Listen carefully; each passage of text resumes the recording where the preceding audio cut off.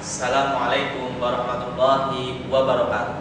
Salam sejahtera bagi Anda semuanya, para pejuang dan pemimpin perusahaan yang berani untuk mengambil visi yang sangat tinggi. Baiklah, pada hari ini, pada pagi yang cerah ini, kita berkesempatan untuk bertatap muka kembali, untuk saling belajar bagaimana menjadi seorang pemimpin yang tangguh, yang siap mental, yang siap menghadapi segala rintangan yang ada, entah itu eksternal maupun internal.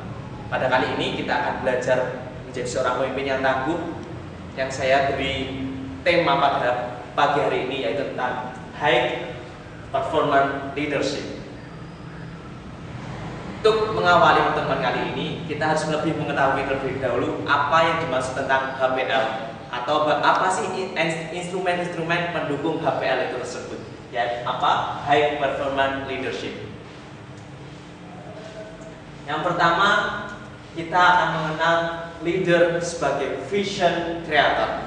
Bagaimana seorang pemimpin itu memiliki sebuah visi untuk mengembangkan organisasinya untuk bergerak lebih maju lagi. Yang kedua, ada sebagai leader sebagai team builder. Bagaimana seorang pemimpin itu membuat sebuah tim itu bekerja untuk mencapai visi-visi yang telah kita tetapkan tadi, bekerja sama, saling bantu-membantu sehingga visi yang telah kita tetapkan tadi dapat tercapai dengan sempurna. Yang ketiga ada leader sebagai task allocator. Bagaimana kita ketahui bahwa sebuah organisasi pasti memiliki pekerjaan-pekerjaan yang sangat banyak sekali. Sebuah hal yang mustahil kalau seumpama pekerjaan-pekerjaan itu tidak dibagi kepada karyawan-karyawan yang ada. Maka seorang leader harus bisa membagi pekerjaan-pekerjaan tersebut agar pekerjaan tersebut dapat berjalan, dapat terselesaikan dengan maksimal. Kemudian yang keempat ada leader sebagai people developer. Kalian, Anda semuanya di sini dan saya, kita tidak akan memimpin selamanya perusahaan yang kita miliki.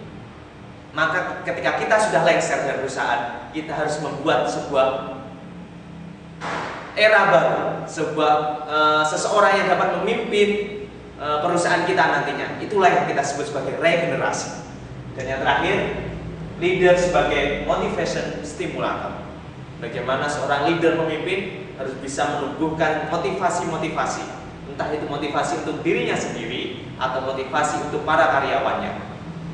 Tapi pada kesempatan kali ini, kita tidak akan membahas 5 instrumen ini, 5 instrumen dasar untuk menciptakan sebuah leader yang tangguh. Tapi kita hanya akan membahas 2 saja, yaitu yang pertama adalah leader sebagai vision creator, dan yang kedua adalah leader sebagai team builder.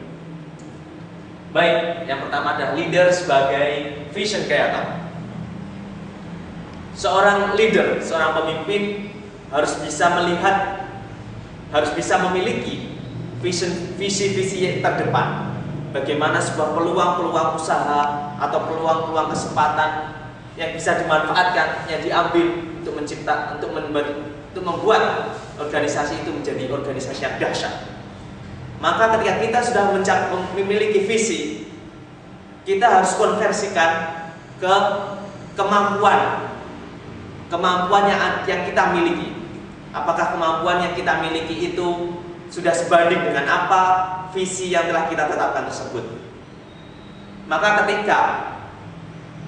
ketika seorang pemimpin telah bisa mengkombin, telah bisa menggabungkan antara kemampuan yang kita miliki dengan visi yang sudah kita tentukan, maka pastilah nanti perusahaan tersebut dapat mencapai hasil yang maksimal.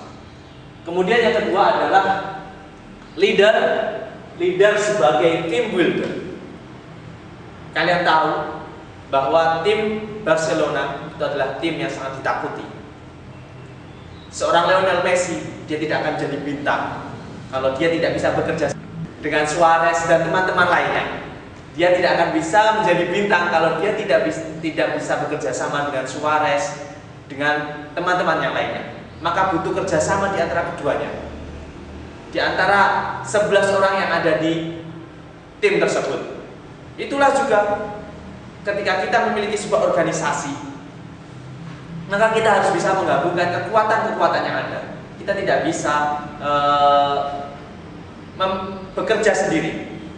Itulah yang disebut dengan tim. Tim harus bisa bekerja sama. Ketika kita sudah bisa menggabungkan kekuatan tersebut, menggabungkan antara berbagai macam potensi yang ada dalam kelompok kita, maka kita akan memiliki sebuah perusahaan, kita akan memiliki sebuah organisasi yang dahsyat, organisasi yang bisa ditakuti, yang mendunia, organisasi yang menjadi momok bagi organisasi-organisasi yang lain. Dan tentunya organisasi tersebut dapat membantu organisasi yang lain sebagai inspirasi bagi organisasi-organisasi yang lain.